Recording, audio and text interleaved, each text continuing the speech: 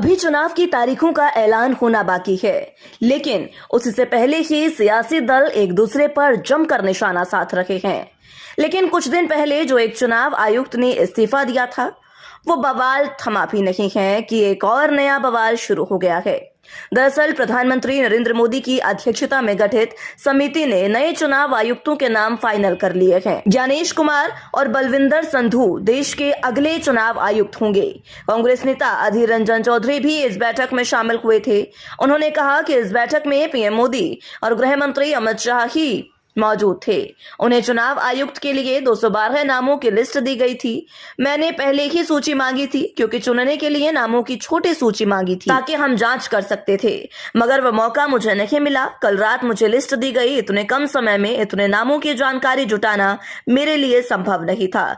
अधीर रंजन चौधरी ने नए चुनाव आयुक्तों की नियुक्ति को लेकर सवाल उठाते हुए कहा कि समिति के सामने कुल 6 नाम रखे गए थे।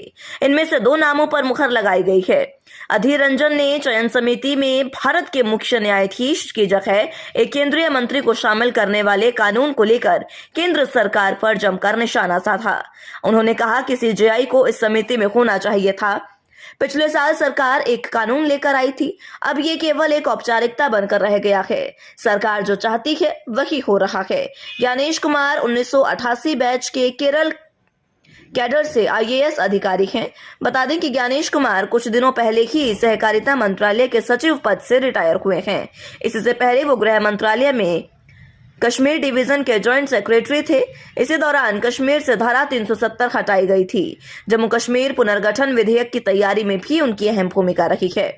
बता दें कि पहले ये बैठक 15 को शाम 6 बजे होनी थी, लेकिन ये एक दिन पहले ही आयोजित की गई। निर्वाचन आयुक्त अनूप चंद्र पांडे की पिछले महीने सेवानिवृत्ति और अरुण गोयल के शुक्रवार को अचानक इस्तीफे से निर्वाचन आयुक्तों के 2 पद रिक्त हो गए थे। अब जब चुनाव आयोग में कोरम पूरा हो गया है, वैसे में ये देखना महत्वपूर्ण होगा कि चुनाव की तारीखों का ऐलान कब होता है।